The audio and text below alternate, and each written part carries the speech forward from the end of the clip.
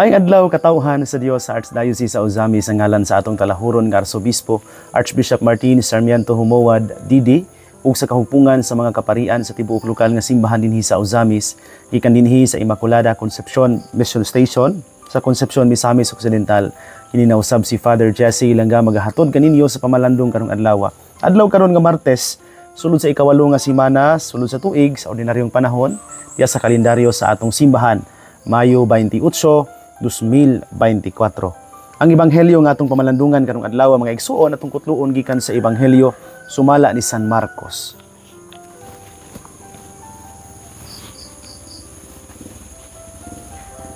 Unya misulti si Pedro kang Jesus, nasayod ka nga gibiyaan namo ang tanan ug misunod kami kanimo.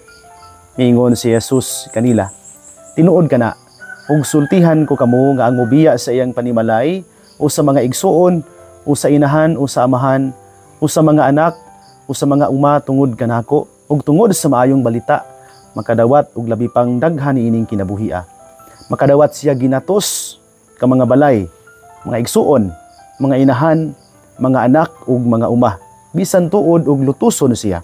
Ug sa umaabot ka kalibutan, makadawat siya sa kinabuhing dayon. Apan daghan karon nga nahiuna, maulahi. Ug daghan karon nga naulahi, mahiuna. Mga igsuon ang ebanghelyo sa Ginoo. Daigon ikaw o Kristo.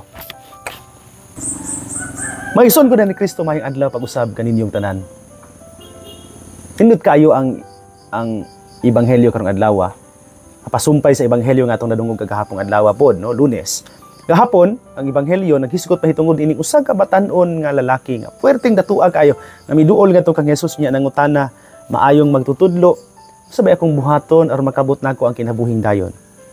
In the question of the young man, obvious kayo, klaro kayo nga bisan og dato na siya kaayo, meaning to say nga naa na niya ang tanan, something is lacking. Nga mooy gusto niya karong kabuton diya sa pangutana niya sa ebanghelyo kang Jesus. Obvious kayo that he wanted more. And he had good intentions. Wala isayop sa iyahang tuyo.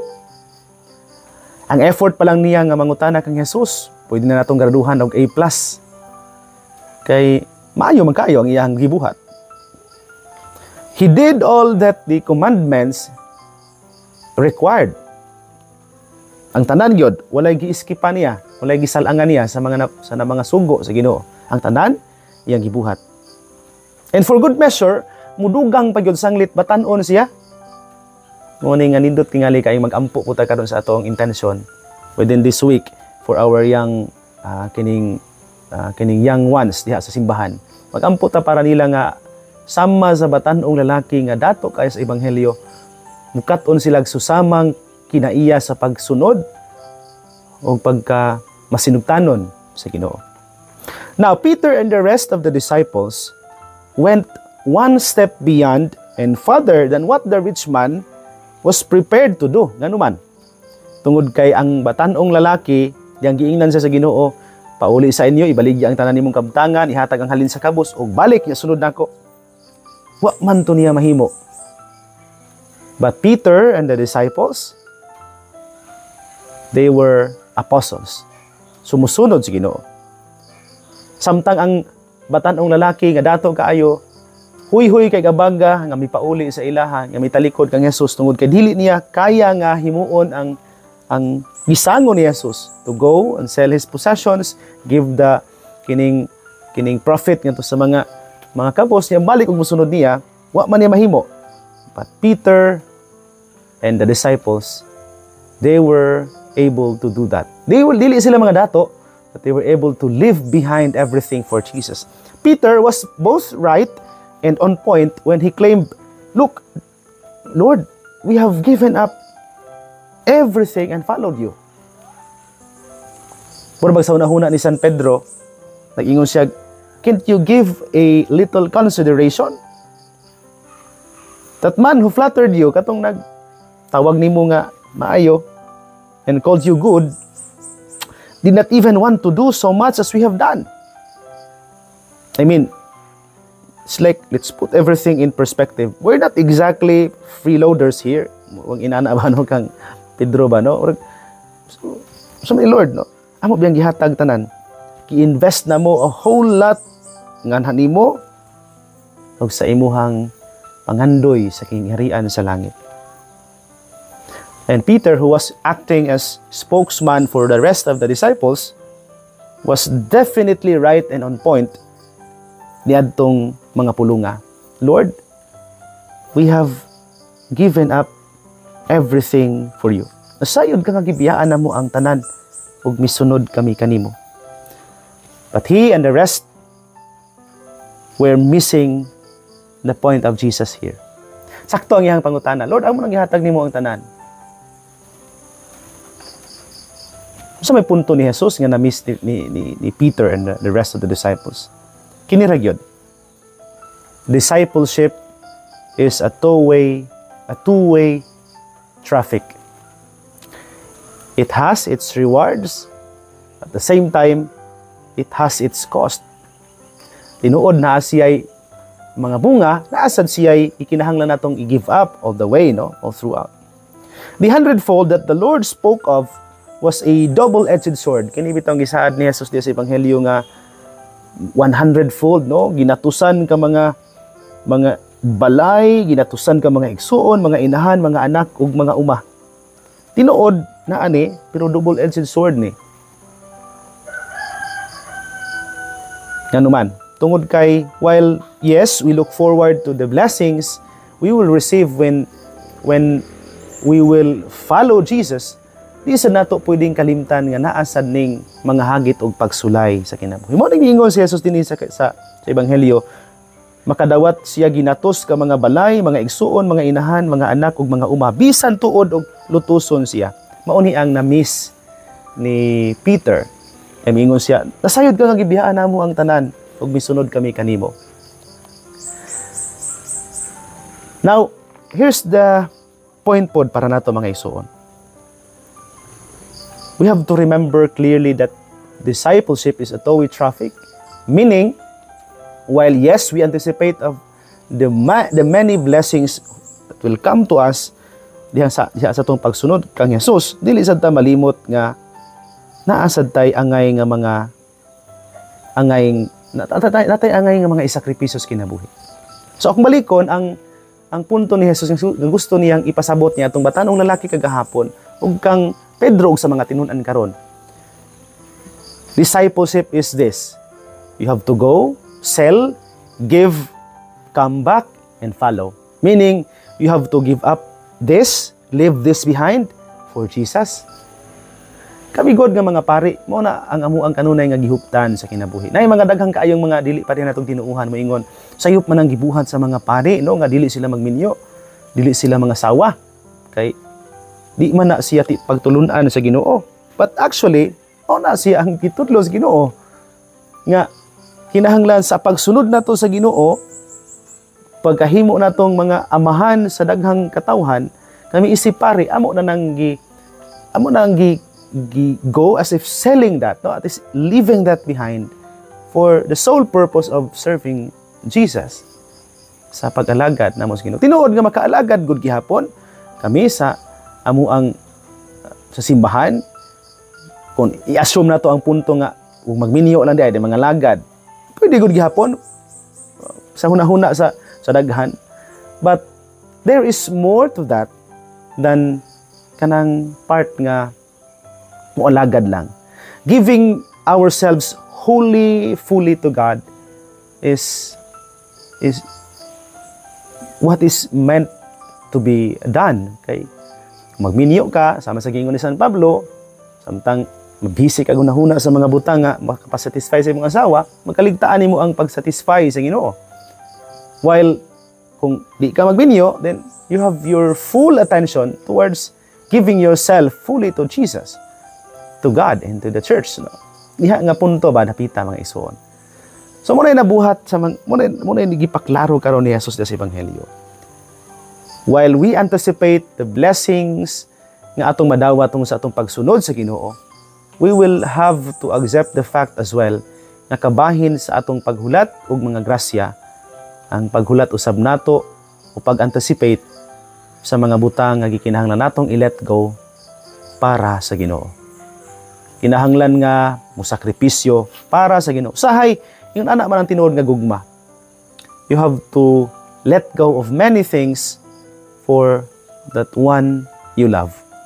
Kaya di man pwede nga hutdon sa nimo, no? Di pwede nga imong iangkunon tanan. So kung balikon, discipleship is a two-way traffic. While we anticipate grace, we will have to anticipate as well challenges. Ngunit ang code, go, sell, give, come, follow.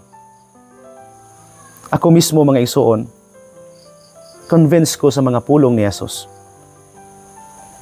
And I am convicted as well by the Lord's words karon. How many times have I complained to the Lord, kaha no, pareha ni Pedro?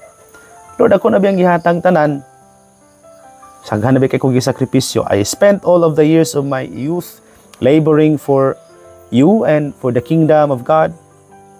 And look at what you have done to me. Nganong daghan man Ginoon kong problema, Lord, nga sige mo kog ampo, nganong daghan man kog kalisod, Lord, nga sige mo kog simba. Lord, nganong daghan man kog kaayog mga challenges, no? Nga akong kinabuhi ako bang gihalad nimo. Maklaro na to dinhi karon mga igsuon nga usahay wa ta kasabot no sa kahulugan sa atong pag-alagad sa Ginoo. And here Jesus is trying to tell us, now if you want your kanang sana return sa imong pagsunod nako, remember that you have to make sacrifices, and these are all part of that sacrifices. Kabahin ning tanan. But nevertheless, bisan kung naaning mga sakripisyo, ilang gud pud nato kalimtan nga naa say grasya nga nagpaabot nato tungod sa atong pagtinuod sa pagsunod sa Ginoo. Hinaot paunta. Mga ison ko ni Kristo din hinalang kukuto, bapan sa dili pa nako tapuson kining pamalandong. Tuguti una ko sa pagtunol sa akong greetings sa tanan nga karong adlaw, nagsunod kanato din hiniining atong programa. Kaninyong tanan, mga ison ko ni Kristo, daghan kaayong salamat. Salamat sa mga nagsunod nato adlaw-adlaw, diha sa ilang tagsa-tagsa ka mga panimalay, diha sa radyo o sa ato ang television. Kaninyong tanan, maayong adlaw o maayong buntag.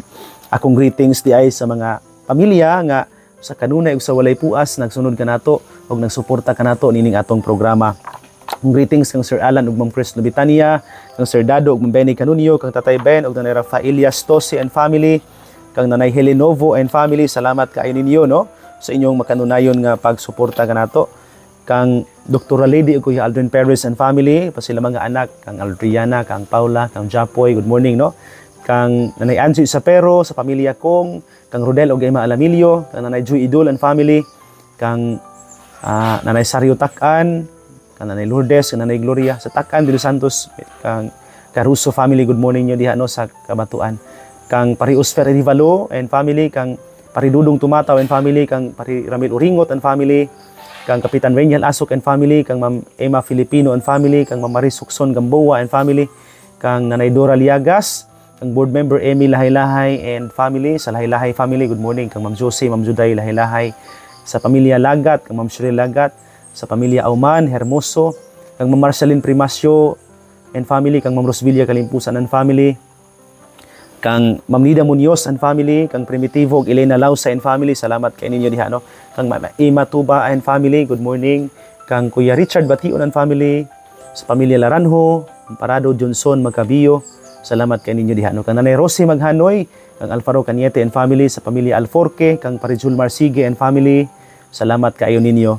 Kang Sir Sanig Mambebe Neri and family, kang Kuya Sanig Ati Marites Waminal and family, kang Ma'am Luz Ocularis and family, kang Ma'am Janice Sinilong and family, kang Nanay Grace Ann Pang-an, kang Jose Egay Jr. and family, kang Tatay Boy, Nanay Konsing, kang Kuya Luloy Lumakan and family, kang Tito Nick ug Mamining Fasitaka and family, salamat kaayo ninyo no.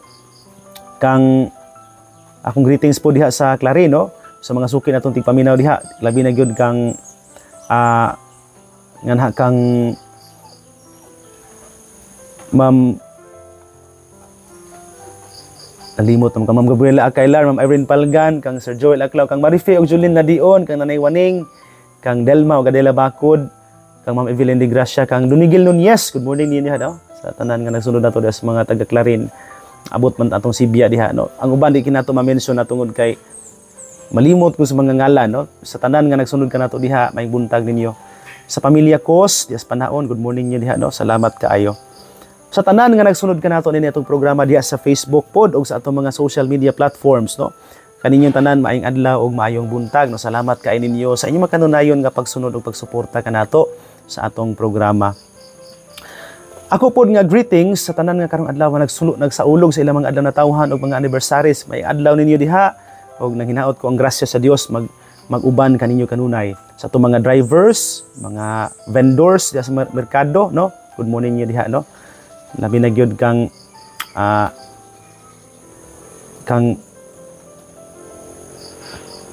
nalimot naman ko sa ako mga suod diha sa merkado, no? Salamat kay ninyo sa inyong magkanunayong pagsunod nato diha. Ako pod nga greeting sa mga vendors, ang mga farmers nato, mga fishermen nato, salamat kaayo. Ako pod nga greeting sa mga nagsunod nato dinhi sa Concepcion, no? Bisag layo na ta usahay, pero layo gyud ta, no? Layo ta sa DXDD, pero duol ta sa social media platform. Salamat kayo kang sa pamilya Lucias, sa pamilya Razonable, sa pamilya Aranas, Burungan, sa pamilya kining Baluyos, sa pamilya Vinia, salamat kayo, no? Sa tanan nga nagsunod nato pod sa mga lagyo nga mga dapit, bisan katong mga naabot na ta sa gawas sa nasod, no? Sa dapit sa Manila, no? Salamat kaayo. Atong mga akong igagaw na diha, no? Si Gary Vinia Junior, salamat kaayo. Sa akong igagaw og paryente pod mga paryente pod diha sa labi na diha Studela, no? Dito mi atong Sabado kay nag reunion mi, pero wa na ko kaapas gyud, no? Uli na sila pag abot nako. Salamat kayo kang kultiting, no? Salamat kayo sa pamilya Vinia diha Studela. Ako pod nga pasalamat labi na gyud diha sa